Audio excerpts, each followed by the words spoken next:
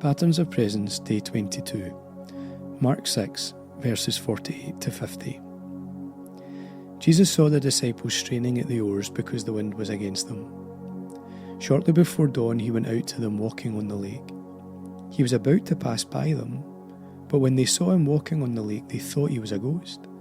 They cried out because they all saw him and were terrified. Immediately he spoke to them and said, "Take courage, it is I. Don't be afraid." Jesus mounted the waves and walked across the waters to the disciples because he didn't want them to be stuck in their hiatus, and he wanted to deliver them from the effects of the storm. And the way that he did it is just amazing. He walked across the water and spoke these simple words: "Take courage, it is I. Do not be afraid." These are simple yet powerful words, and ones that I find myself circling back to many times in many seasons and many experiences. Take courage, it is I. Don't be afraid. Deliverance is found for the disciples in what Jesus communicates here. And what ministered to them and brought their deliverance can do so for us when we understand what Jesus is doing. He says, "Take courage, it is I. Don't be afraid." He tells them that there's something he wants them to receive, something he wants them to understand, and something he wants them to release. 3 powerful statements and movements of ministry. Jesus says to them, "Take courage." Before he does anything about the storm, before he brings the calm and silences the winds and the waves, he wants them to receive something from him in the midst of the storm. There's something he wants them to take: courage. The disciples are up against it here. The wind is still against them, the waves are still overwhelming them, the storm still exists, and Jesus turns up in the middle of it and says to them, while it's still raging and even while they're still struggling, he tells them, "Take something. Receive from me." We often want Jesus to turn up and make it all go away, when reality is that sometimes the greatest ministry and revelation of God is found when we connect with his presence, connect with his voice, and connect with his word in the midst of it. Like the psalmist says, he prepares a table before me in the presence of my enemies. In the midst of it all, he sets up a place and space for us and says, "Come and receive, come and be with me, come and meet me in the middle of it all." Jesus turns up to the disciples in the middle of the lake, in the middle of their storm, and he is going to deal with what's going on around them, and he is going to handle what they're struggling with. And while he does, he wants them to exist as he does in that situation. He wants them to receive from him. So he comes walking towards them and says, "Take, receive, take courage." And then he says, "It is I." As Jesus turns up in their situation, he wants them to know it's him. He says, "I'm here. It's me." And not only does Jesus want them to take something from in the midst of the storm, but he also wants them to understand something about him. He wants them to understand who he is. And who he is the God who walks into their situation, who turns up when they need him, the God who sees and knows and cares. And he's the God who comes walking on water. He comes walking to them on the water.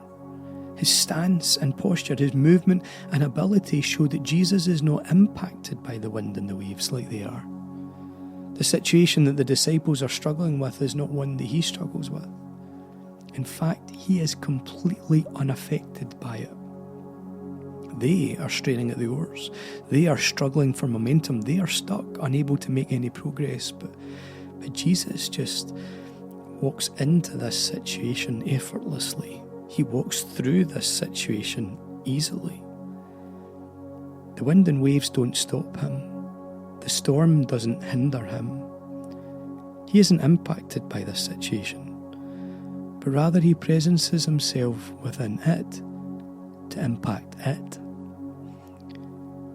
Jesus is greater and stronger than anything that we can face. Oftentimes, he turns up in the midst of it all and reveals his presence while the storm is still raging and while the trials are still unfolding.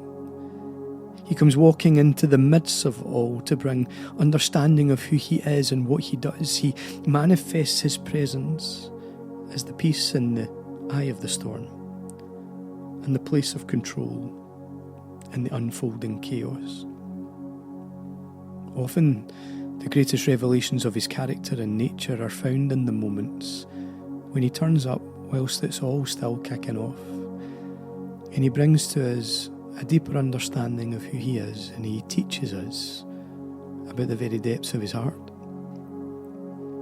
Our greatest areas of growth are often found in the valleys, and not in the mountaintops.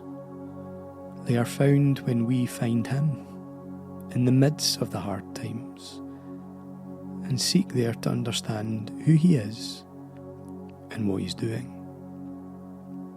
So Jesus says to them, take courage, it's I. Don't be afraid. He says, there's something I want you to take, something I want you to understand, and something I want you to release. He says to them, you picked something up on this journey that I don't want you to carry beyond this point. There's some stuff that you need to let go of in order to journey from this point forward. You need to release fear. You could imagine for these disciples that as their journey in the storm progressed, their fear heightened also. Fear does that.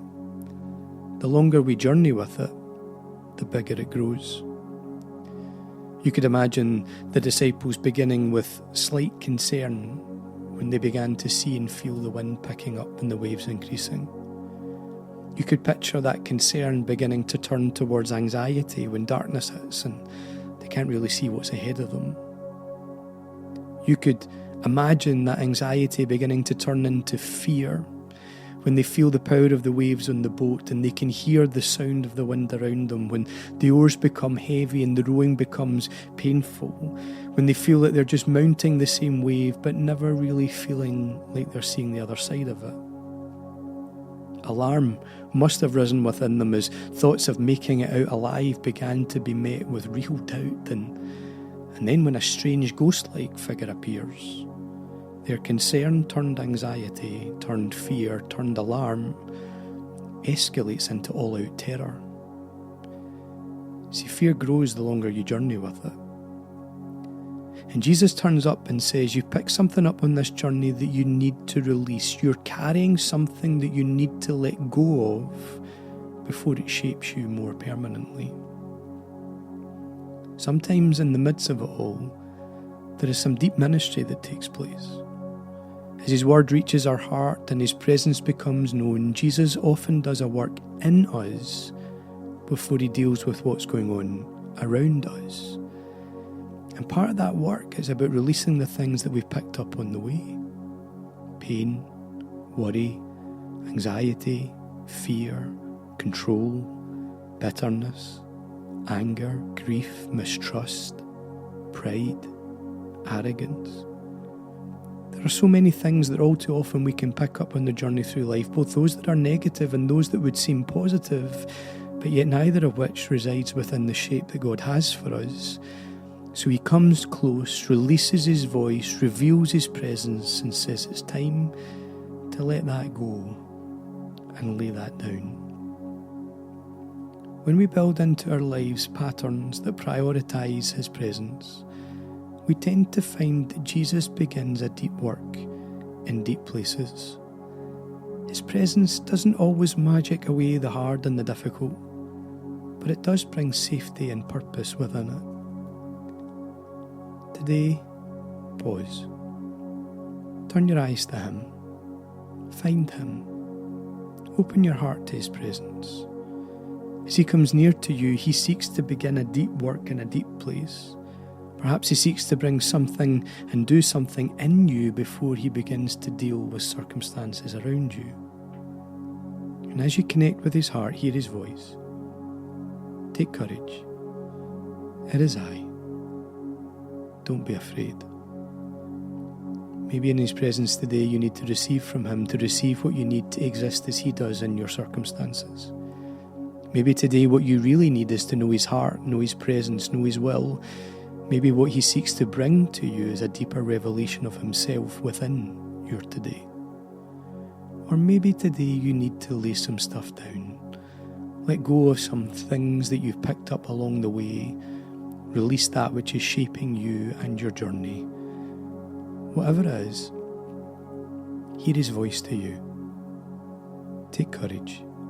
It is I. Do not be afraid.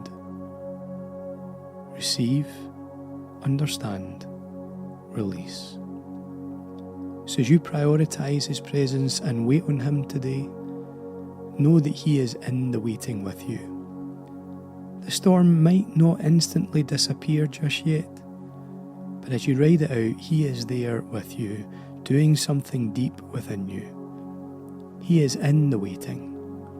So hold on, take courage, and stay steadfast.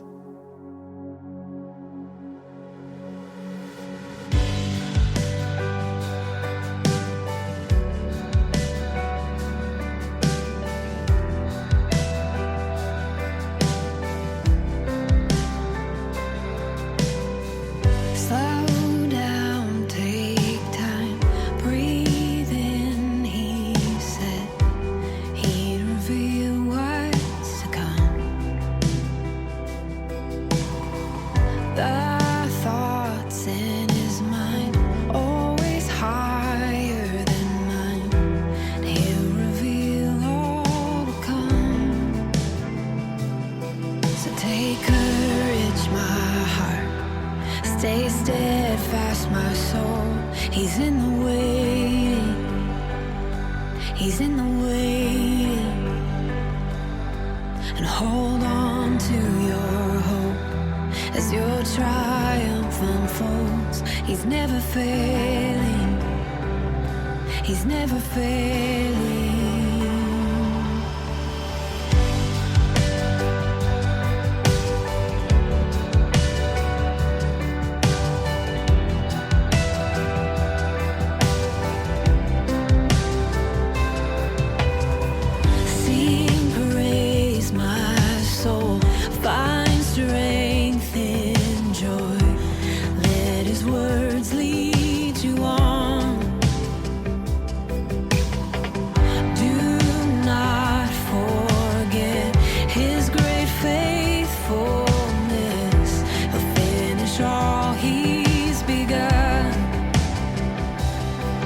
Take courage, my heart.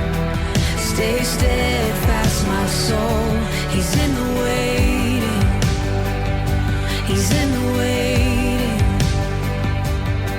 And hold on to your hope as your triumph unfolds. He's never failing. He's never failing.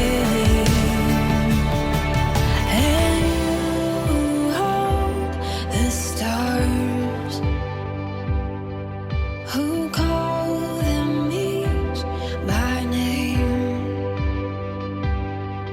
will surely keep your promise to me, that I will rise in your victory.